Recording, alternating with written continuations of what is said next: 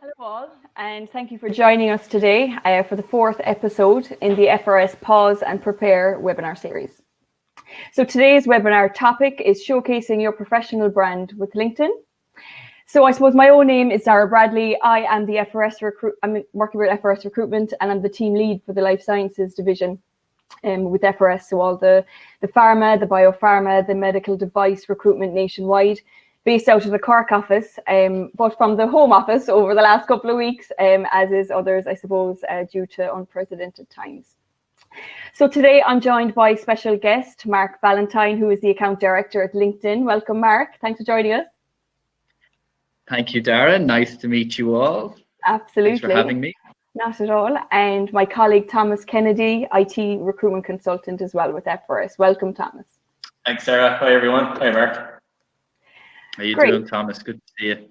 So what I might do is just pass it over to yourselves, just, I suppose, a brief introduction into, I suppose, yourselves. Mark, I might put it to yourself first, if you don't mind.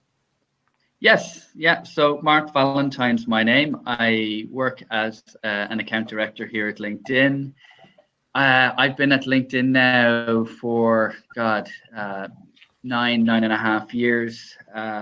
It's been a fantastic time. I've been working with FRS now probably for the last 3 years, which has been great.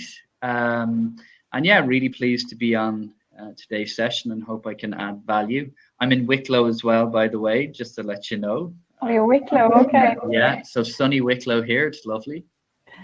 Great, thanks, Mark. And Thomas, just if you want to get a couple of lines in terms of yourself. Thomas Kennedy is my name. I've been with FRS Recruitment 3 years now.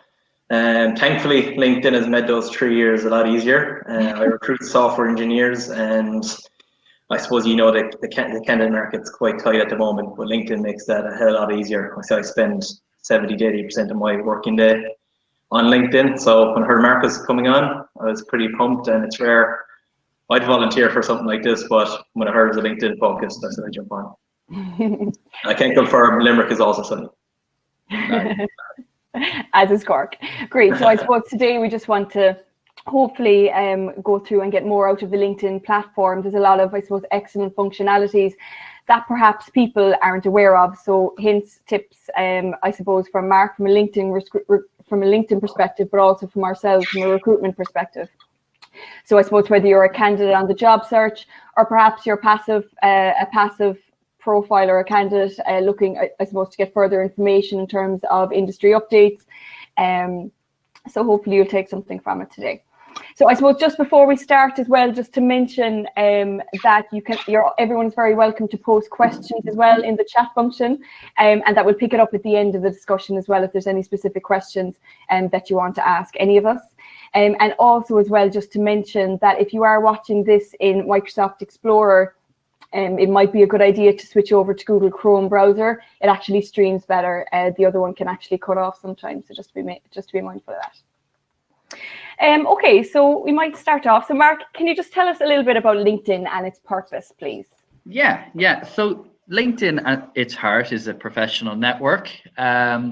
So a simple way to understand that would be, I'm sure most people have a Facebook profile. So LinkedIn would be the professional equivalent of Facebook. And I suppose for us as an organization, our number one operating priority is members first. So how we can add value to our members. And we have a mission to connect the world's professionals to make them more productive and successful. So I'm going to talk to you a little bit, what exactly does that mean? Mm-hmm. So when I joined LinkedIn, we always talked about 3 different ways that we helped members. So we thought about our members who were, say, at the beginning of their career. So we may have people who are in college at the moment, or maybe doing an apprenticeship, or possibly leaving school and they're starting their ascent into the professional world, right? And it's all about how can they utilize LinkedIn to secure their first job. So how can they build their network? How can they showcase themselves to prospective employers? And how can they do things like highlighting any achievements or volunteering experience that they might have? And then we think about the next bucket of people who are in work, but are maybe uninspired by what they're doing or potentially who they're working for. And it's about helping them get their dream job by showcasing opportunities to them that are relevant, and by giving them an idea of the skills required to attain those dream jobs, and then maybe possibly looking at the learning courses to help individuals acquire the right skills to get the jobs that they really want.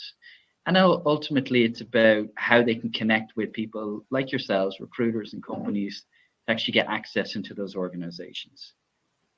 And then the last piece is actually people who are in their dream jobs, like myself and Dara, like yourself, Thomas, like yourself. You know, how can you use LinkedIn to be just a better professional in the work that you're working in? So usually that's around accessing information around what's going on in your industry or what's going on within your networks, etc. So that's kind of a little bit about LinkedIn and how we think about it. Brilliant. And I suppose in terms of building out, if someone's building out their LinkedIn profile, Mark, I suppose from your perspective, what would you recommend as the top tips? So this might sound really basic, but particularly if you're a job seeker or you're trying to connect with somebody maybe really important in your industry, the first thing really is about being authentic. And in order to be authentic, you got to have a LinkedIn profile photo. So if you ever come across a LinkedIn profile and it doesn't have a photo, immediately your guard is up a little bit. And the data is actually backing that up. So people who have a LinkedIn profile, they receive 9 times more connection requests than somebody that doesn't have a profile photo. So that would be the first thing. But then I'd also be thinking about, who are you? What do you do? And what impact are you making or have you made within the professional roles that you've had? So who are you really is, your name, what you will include in your summary. What you do is also what you would include in your summary, and then what motivates you. So thinking about the next phase beyond your LinkedIn profile photo, it's really looking at your summary area. And that is where you go into more information and giving it a little bit more life beyond just a CV into who you are, what you do, and what motivates you. So to give you an idea on myself, obviously, I have my name listed on my profile. I have my LinkedIn profile pictured there. But who I am in my summary really details out my mission as a professional within the sales world, and what I want to do and how I want to service my network is really listed there in my summary. And remember that when people are actually scrolling through and looking at CVs or LinkedIn profiles, their attention span is a lot shorter than it would have been maybe 10 to 15 years ago. So having a really succinct, concise summary below your LinkedIn profile photo and name is really, really important. For people who are operating, particularly in, say, a technical capacity, so maybe a software engineer, or if you're working on a technical role that requires very specific skill sets, it's also quite good to list out those particular skills under the summary. So if you're a software engineer that specializes in Java or .NET, having those listed in your profile summary will actually surface you more regularly to recruiters who are looking for talent like yourselves. Okay, so that's really important piece. And then in your experience, a lot of people have listed in their experience the companies they work for, how long they've worked for them, and also the job title, which is fine. But if you really want to highlight your experience and in particular the impact that you've made, I would always list a couple of your core duties, and then at the end of each job that you've worked in, what impact did you have during that job? Okay, so if you worked on particularly big projects, met certain deadlines, or whatever it might be that details how successful you were in the role, that's really, really going to help you if you are looking to attain another role at some point in the future. And one of the last things that I'm particularly interested in is actually recommendations. So we've talked around your job title, we've talked around your profile photo, we've talked about detailing your experience, but your recommendations are a fantastic way of a third party endorsing you. Okay, so I would definitely look at maybe previous hiring managers or managers, previous customers you may have worked with, and getting them to actually recommend you. Okay, so I'll circulate just some tips and tricks on that as well, so people can actually go in and action some of these points later on as well.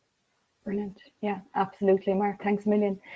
I suppose, Thomas, from a recruitment perspective, I'll come to you next.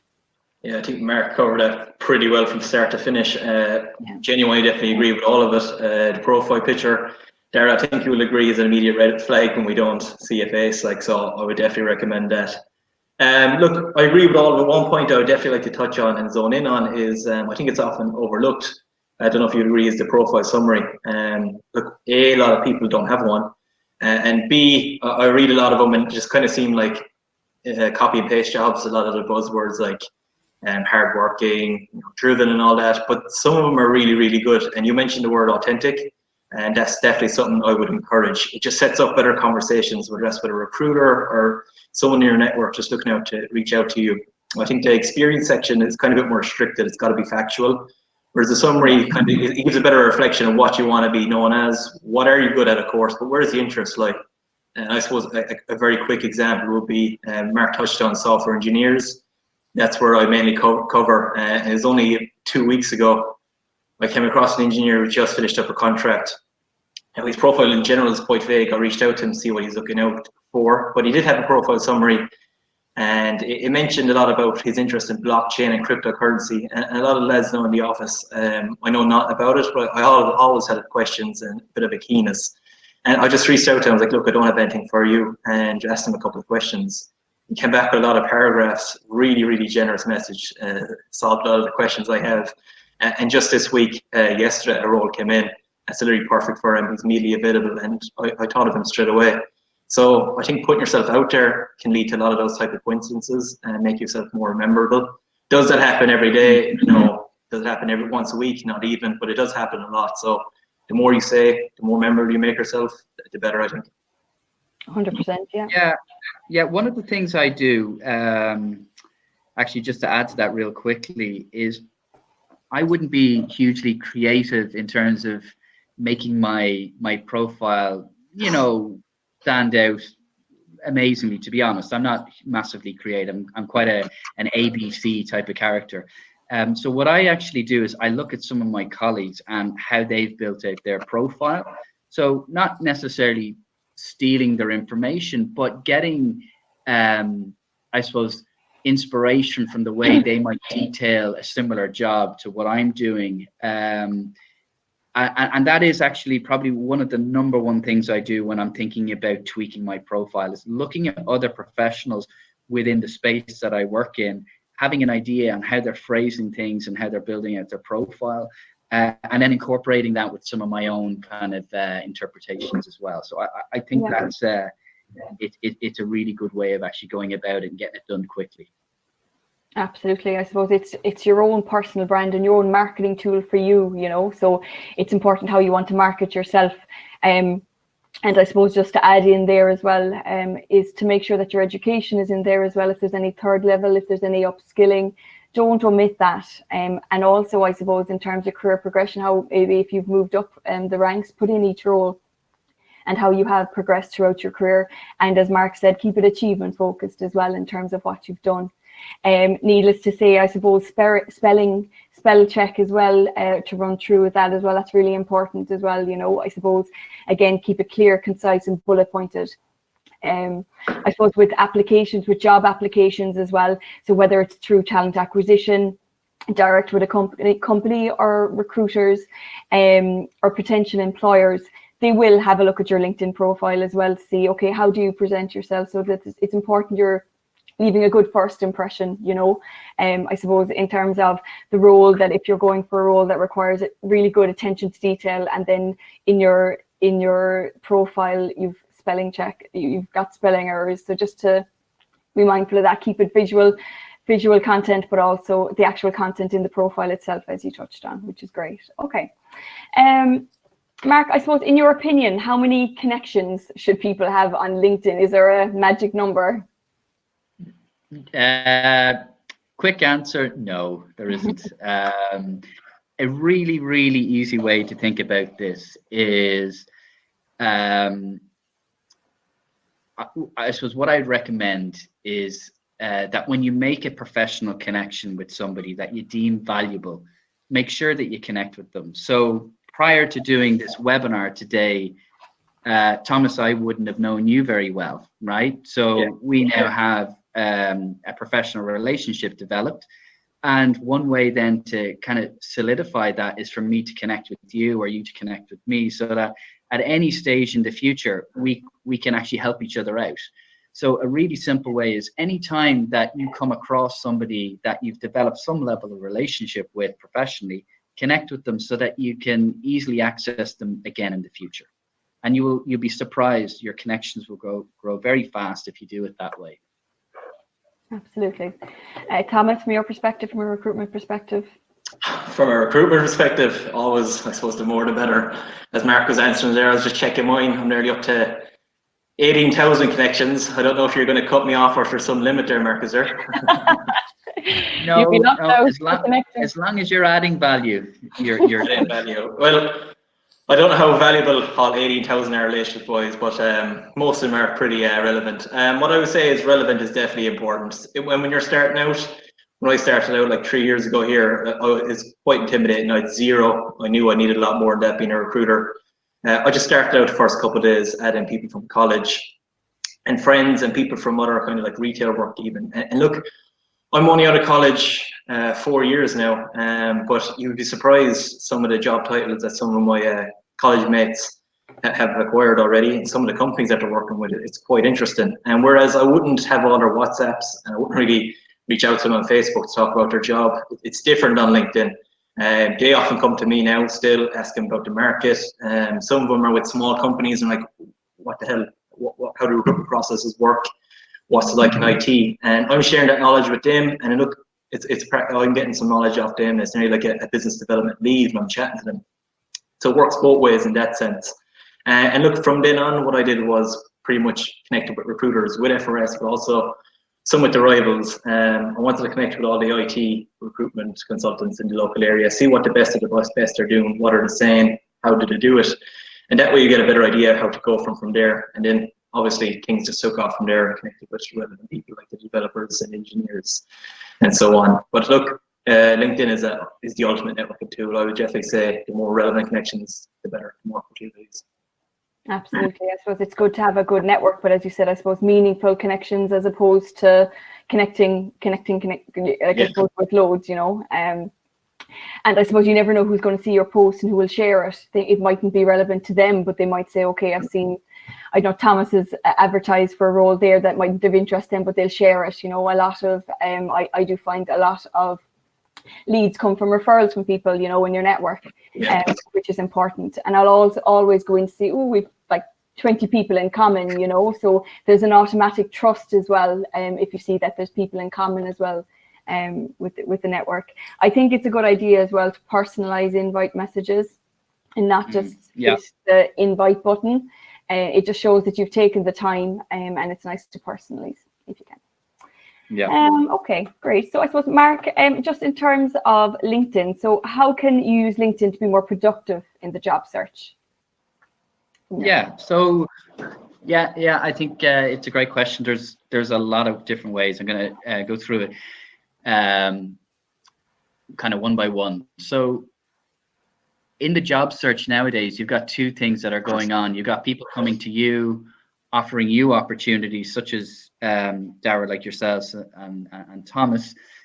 So that's very much an inbound way of attracting offers, and then the outbound way is you going out proactively to search for opportunities. So the first thing is going back to build out your profile as well as you can, the right type of job title information, the right kind of skills and keywords and accreditations, universities, etc. When you have that built out properly, you're going to be more easily found.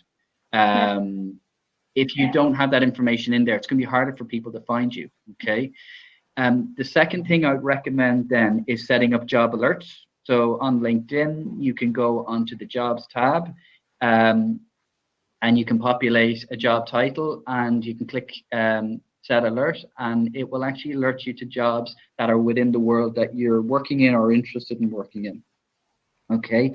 A really important piece then to get more of an understanding of the job marketplace is to connect with recruiters in your field.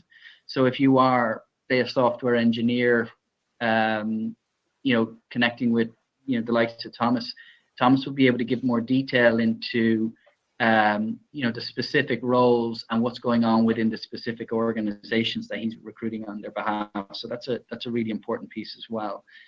And then the last thing that I've done, so I've tried to leave LinkedIn now twice, would you believe? And every time they come back with a different role that's even more interesting again. But what I found when I started to think about my job search, I looked at people that I was connected with that have done my job that are in other organizations. And it's a really interesting way to find what companies might be a good fit for you as well. Particularly if it's people that you've got along well with, you have kind of a similar kind of value set. If you can start to keep an eye on those connections and seeing where they're working, it's a really good way of identifying good organizations that will fit you. And they're also people that may actually introduce you into those organizations as well. 100%, yeah, absolutely, Mark. Thanks a million. Thomas? Completely agree. I think if you're actively looking or you see a job posting that you really like, I would really encourage reaching out to the local recruiter or the recruiter who's advertising the post. Personalize the message, even some attach your CV, which is great. I love it. Does my job for me. With a phone number and a time to call them. Look, recruiters do like that. Find your local recruiter. Allows you to kind of jump the job ad board queue as well. Sometimes there can be a lot of applicants, whereas if you're reaching out on LinkedIn, kind of skipping that queue and personalizing it and standing out. What I also would say is, you hear a lot of recruiters talk about passive and active candidates, and I think researching the emerging technologies, what's hot at the moment, what are the niche roles, and making sure they're on your profile in detail rather than a vague profile. I think it works for the active and the passive candidate. From the active perspective, you're going to get way more visibility, and recruiters are going to be dropping you more opportunities. But for the guy that's passive, who's happy in his job, like, recruiters going to approach them anyway, and rather having a vague profile, even if you're happy where you are, the closer it is and the more it's tailored, the more closer the opportunities are going to be. And a lot of recruiters are going to look at your profile and actually say, no, that won't suit them. So the message that you are getting, they're a lot closer to what you want and what you're good at. I think that's kind of important for, especially in IT when it's quite in demand market. I think the more you have on your profile, really is better. Absolutely. And I suppose just to add there as well, from a recruitment perspective, I suppose if we're doing searches as well, in Recruiter, there's different filters. So I suppose, again, it's going back to your profile and how it's filled in terms of the settings. So I suppose from our perspective, we would do filters based on industry. So I suppose I would always start with, I suppose for my industry would be the pharma, the biopharma, the medical device. So if you're in biopharma, but you don't select under your profile that you're in biopharma, it'll be harder for me to find you, Yeah. Also as well, there's a setting there as well for open to opportunities. That's in the background, I suppose, really, so that I'd see a list of candidates on LinkedIn and I'll go to that list first, because there are people who are active and I suppose they're ideally looking to engage with recruiters, so that's important as well. It might be a functionality that people aren't aware of. And again, just to reiterate, I suppose we can also search by keywords. So let's say if there was a specialist role, or let's say if a manufacturing engineer, but they have a special skill set, maybe in 3D printing or Swiss turning or anything like that. If I put in keywords as Swiss turning, or let's say Delta V systems experience under skill set, it will scan the whole profile. So it will bring up the right people for me. But if it's not in your profile, it'll be harder for me to find it. So I suppose it's just expanding out, whether it's in your personal profile or in your different responsibilities. So manufacturing engineer, but also put in your keywords in terms of maybe the NPI projects, whatever it is, you know. So it's just, I suppose, selling yourself for the experience that you have. Yeah, as well, I mean, Dara, just to add to that, just with the industry, we see that there's something, it's like a 17 times increase in terms of the number of opportunities that come to people that actually have their industry listed on their profile. So by not having your industry listed on your profile, like the correct industry, you're limiting your opportunities to hear about what's going on in the market. So that's a huge one. 100%, yeah, absolutely. Okay, great. I suppose, Mark, how can you use LinkedIn to be more productive in building your professional network and staying, I suppose, ahead of what's going on in your network and the industry and the sector as such, really? Yeah. So imagine we built out our profile, we're connecting with relevant people, and we want to know, well, how can we get more out of LinkedIn effectively? We got our job searches, our job alerts set up, and the next thing really is most of the time is actually spent in your news feed. So when you log onto LinkedIn on your desktop or the mobile app, probably the first thing I'd recommend you do is download the LinkedIn mobile app, because that's where people are going to be checking on the way into work, on the way home, or, you know, if they're sitting with their kids having lunch and they're looking for just a bit of out time, is having the mobile app there, and your feed will update information on what your connections are doing. So if a connection has posted a job that's relevant, or if a connection has posted that they've changed employer, or that they just have some interesting industry content that they want to share to their network, you will receive that all in your feed. So the first thing really is just to keep tabs on your news feed.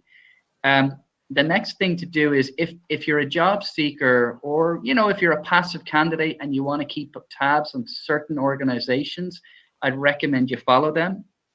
Yeah. There are probably, I'd say there's about 10 to 15 organizations I'm following at the moment that I deem my next step out of LinkedIn. So when I leave LinkedIn, which will happen someday, I have a list of 10 to 15 organizations that every day, every week, I'm getting news about those businesses. So it's educating me on the go as to what's going on. So when I do get to that point where I want to maybe change employer, I'll reach out to recruiters, I'll meet organizations, and I'll have better information at my disposal to discuss with those people during the interview. So following companies is number 2, and then checking your notifications at the top of your profile. So when you're logged onto your LinkedIn profile, you'll see a little notifications tab, and that will give you updates on companies that are posting information, again, connections being updated in the news.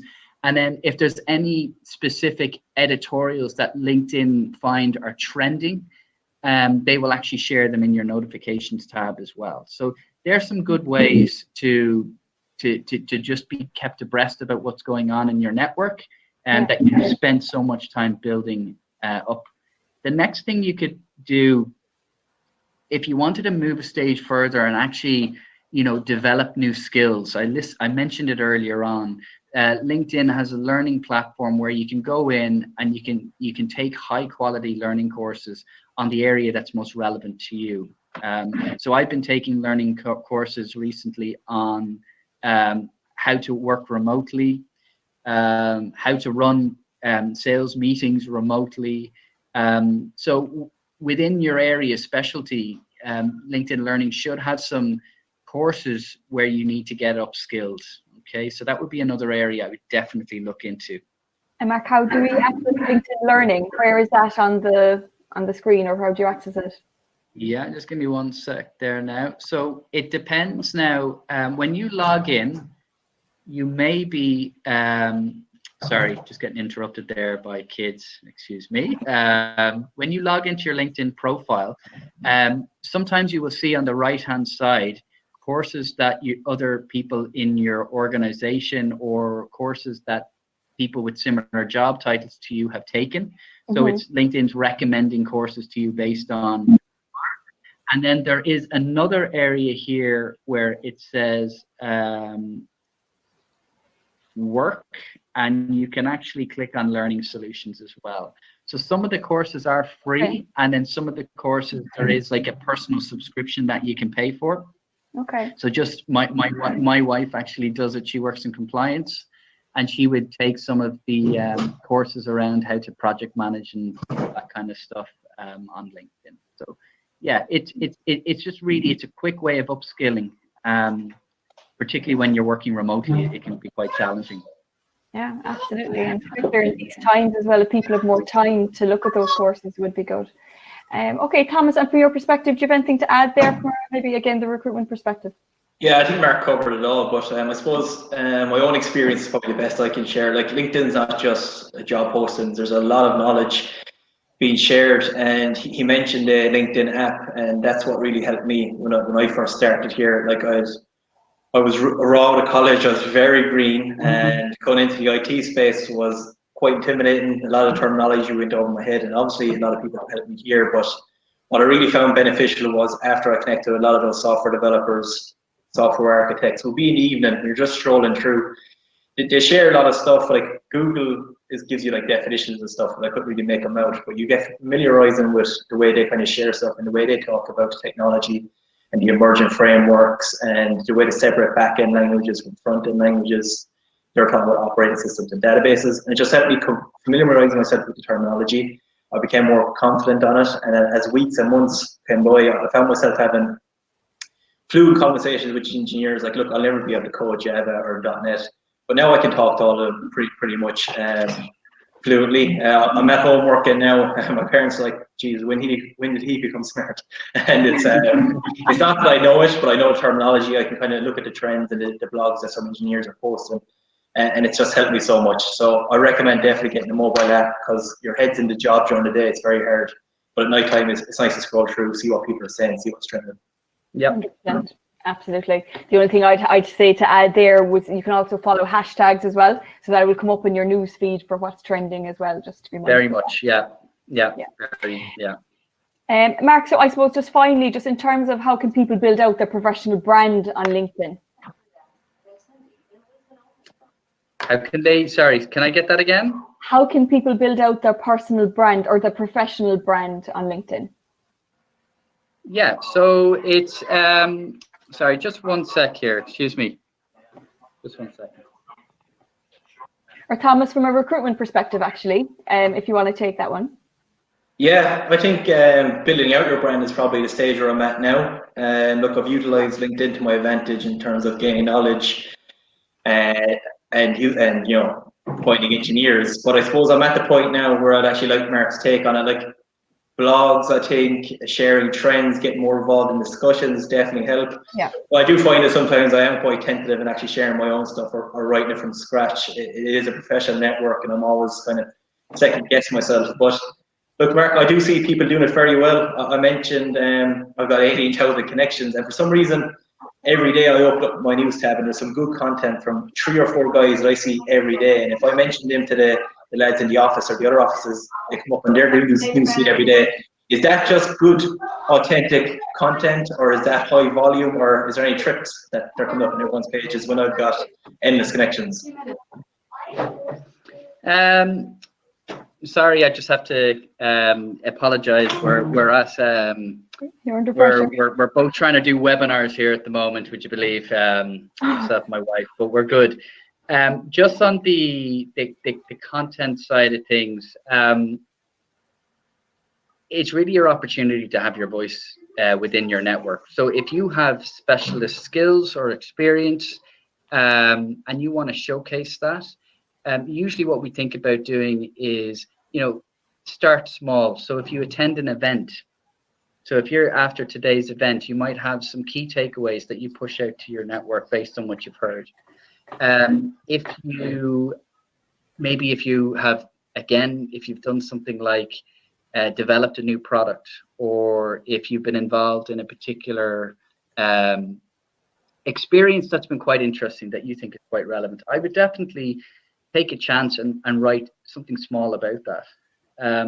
In my world, where I suppose I'm speaking to customers every day, what I try and do is get some market knowledge, qualitative market knowledge, and I share that on LinkedIn back to my connections. So what do organizations at the moment in the recruitment world think about what's happening in Ireland with respect to COVID-19? You know, that might be something that I ask all my contacts every time I speak to them, and then I share it back on LinkedIn. And then the other more simplistic way is just resharing information that's maybe specific to your industry. So if Dara, I think in your area, if like a new organization starts hiring, that you let your connection base know. Okay. The other areas would be obviously resharing information, but if some of your connections actually push content out, actually having a voice on what they're pushing out. So commenting on the content that they're pushing out, liking and sharing it, because that also brings you digitally closer to your network as well. So imagine you have a mentor that you connect with, right? So most people in the professional world should strive to have a mentor working with. And that's a great area to actually garner content and reshare content that they're pushing out. So there'll be a couple of things: resharing industry information, thinking about something you're passionate about and writing a little bit of information about it, and then resharing content from, you know, specific connections that you respect. Okay. Oh, absolutely brilliant. Thanks, Mark. We might just go to I'm just conscious of time now, Mark, so apologies. So we might just go to one or two of the questions. Might take Ben Woods there. So I suppose actually really good question, Ben. So what are the best days or times to post jobs on LinkedIn, Mark? That's what we all want to know as recruiters. Typically Monday to Wednesday gets very high traffic. Posting them in the morning and then in the evening time would be quite a good time as well. Okay, brilliant. Monday to Wednesday. Put that in the diary. Great. I think that, is there any other questions on the chat? I don't think there is. Great. So look at this. If there's anything that if people want to find out afterwards, feel free to reach out to us. So marketing team is going to send through some top tips afterwards of what we've been discussing, as well as some additional stuff from Mark as well. So feel free to share that. There'll also be a replay of today's session. For all our current roles in FRS Recruitment, please go to our website, frsrecruitment.com. And I suppose follow us on Crowdcast. We have weekly webinars with different topics. This is the 4th episode, so we'd be delighted if you all joined us next week. Great. So really, that's it for today. So look, thank you so much, guys, for joining us. Thank you, Mark, for your time. I appreciate it. Not at all. Thank you. Cheers, guys. All the best. Bye. Bye, Mark. Thanks, everybody, for joining us today. Thanks, everyone.